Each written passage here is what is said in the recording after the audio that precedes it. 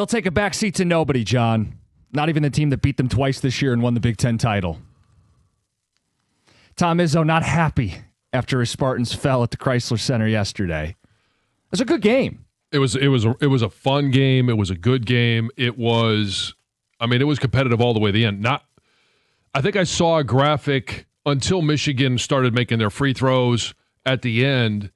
There were 5 or 6 lead changes in the second half. The biggest lead by Michigan was 9. The biggest lead by Michigan State was 6. I mean, it was back and forth. Yeah, early there were some clutching and grabbing, mucking it up, as they said on the broadcast. But the second half, things start opening up. Yaxel with the dunk, and then Carr in the very next possession throwing it down like they were trading haymakers. It was a good basketball game between two good basketball teams, but the better team emphatically, for the second time this year, leaving no doubt, is Michigan. Yet Tom Izzo afterwards is complaining about 100 free throws, and we'll take a backseat to nobody, and I'm not sure what game they watched. They watched the game where you lost. He sounds like a sore loser. I don't know why he brought up the little brother in the post-game press conference, because when you lose, especially when you lose in your opponent's arena, the students, the fans are going to be shouting a lot of things that you don't like, and you don't always bring it up.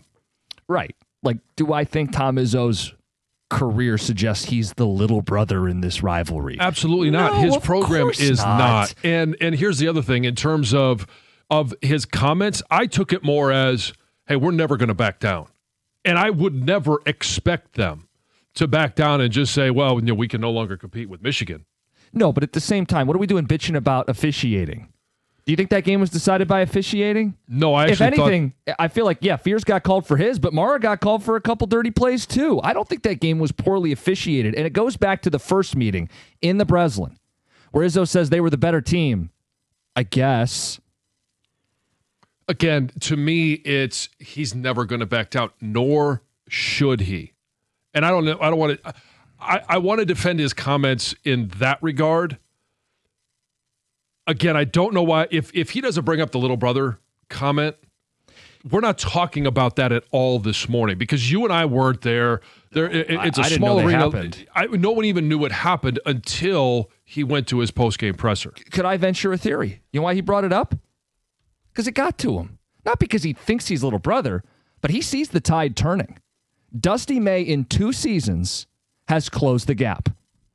In 2 seasons, Dusty May is 56-12. Izzo's 55-13.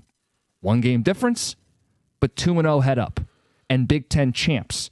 Dusty hasn't come in here and taken a 3 or 4 year approach to right the ship and get the program going. He's done it in 2 seasons. He's better.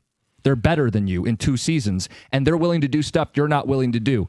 Yaxel was a portal guy. He's the best player on the floor. MSU's got billionaire with B donors, plural with an S. Ishbia and Magic Johnson are 2 very public ones, but they have lots of money in their alumni base, and Tom Izzo could certainly tap into it with some phone calls. They could have been more competitive in the portal. Michigan was. Is that part of it? That it's Michigan and the portal, and I hate Dusty, how Dusty's doing it, and how dare they call me little brother, and it's, you know how Izzo gets, and he becomes very agitated. I think it's because there's some truth to the idea he's concerned about what Michigan's been able to do in such a short time. I think there's also some anger about the new business of college basketball, and you just outlined it. It's Dusty May has come in, and in year 1, they went to the portal, but it wasn't good enough to be able to compete with Michigan State. Michigan State won the Big Ten last year. But this year, they doubled down on the portal. They went and got the best player available in the portal. They went and added a number of really good players in the portal. And it's not that Tom Izzo hasn't used the portal. He just hasn't used it to the same lengths that other programs have. Do you think Tom Izzo at MSU will ever have his best player be a portal player? And I'll go a step further. His best 2, 3, or even 4 players be portal players the way that Dusty May does. You could say it's not sustainable year in and year out for Dusty, but Dusty's also got a top 10 recruiting class coming in right now from the freshman class. And by the way, he also recruited McKinney, who was really good in that game yesterday. Some big threes. And Kaysen, who, of course, it sucks what happened. He's got the ACL. But they've recruited freshmen well. But the way for them to speed this up was to use the portal. And if you want to call them mercenaries, I'm just going to tell you, spending doesn't automatically equal winning. Kentucky spent. They were ninth in the SEC. Yeah. Louisville was a big portal winner, sixth in the ACC. I mean, I just feel like it becomes a lot of pettiness from Spartan fans specifically who say, oh, I'm not impressed with what Dusty's done. Izzo doesn't have to respect what they've done. You should. You better. I'm not going to say that it never happens because I have a tremendous amount of respect for Coach Izzo. And if he is going to compete in the modern era with everyone else that is spending, he's going to have to change. I don't want to say change. He's going to have to tweak how he goes about things. He could still recruit high-level players and develop them, but you've got to be able to complement through the portal more so than he has. And if one of them is going to be your best player or your two best players on the team are portal players, I think the bigger issue is because of his style of coaching, it takes 2 or 3 years for some players to adjust to it and continue to accept his style of coaching, whether it's at practice or it's in games. I mean, Michigan's best player is Yaxel, UAB. Their second best player is Jansen, Illinois. Mm-hmm. Depending on the night, Mara, UCLA, Cadeau, UNC. Yep. I mean, it flipped things in a hurry. Text coming in. Izzo and the entire fan base complain about the refs. They are losers. Complaining about free throws when they went full hack-a-shack with 5 minutes left. Michigan shot 10 more free throws in the final minute or two. Yeah, up until that point, they were pretty equal. I don't know about this double standard that Izzo seems to believe exists, but we have two different Izzo cuts. We can play the one where he's defending fears.